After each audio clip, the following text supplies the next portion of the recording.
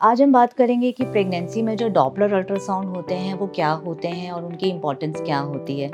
Doppler basically एक study होती है जिसमें हम माँ से बच्चे को ब्लड सप्लाई कितना जा रहा है वह चेक करते हैं। बच्चे के ब्रेन में, बच्चे के अम्बिलिकल कॉर्ड में ब्लड सप्लाई कितना जा रहा है, सही तरह से जा रहा है कि नहीं, वह चेक करते हैं, जिस पे ये डिपेंड करता है कि बच्चे की आगे ग्रोथ कैसी रहेगी। और कई बार जैसे पेशेंट्स मेरे पास आते हैं, उनका ये मुझसे सवाल होता है कि मैम ये डॉपलर्स बार बार क्यों कराए जा रहे हैं, पहले तो नहीं होते थे। तो उसका मैं ये बताना चाहूँगी कि डॉपलर अब में अगर किसी भी तरह की कोई परेशानी आती है, हमें अगर लगता है कि माँ से बच्चे को ब्लड सप्लाई कम जा रहा है किसी भी तरह से, या बच्चे के कॉर्ड में ब्लड सप्लाई कम जा रहा है, तो हम ये चीज़ उनकी ट्रीटिंग डॉक्टर को, गायनेकोलॉजिस्ट को कम्युनिकेट करते हैं, बताते हैं। वो उनको वो ट्रीटमेंट चालू करती हैं और हमें उसको आगे फॉलो करना होता है कि उस ट्रीटमेंट का क्या असर हुआ, आगे के स्कैन्स में क्या वह ब्लड सप्लाई इम्प्रूव हो रहा है या नहीं हो रहा है, क्योंकि इसी के बेसिस पे आगे डिपेंड करता है कि प्रेगनेंसी आगे हम कितने टाइम तक कंटिन्यू कर सकते हैं, कितना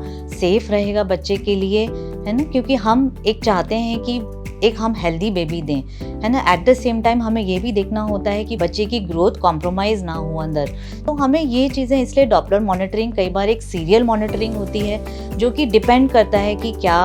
फाइंडिंग्स आ रही हैं, उसके बेसिस पे हम गाइड करते हैं पेशेंट को कि 1 हफ्ते में, 2 हफ्ते में या कई बार 3 हफ्ते में हमें उसको रिपीट कराने की ज़रूरत होती है।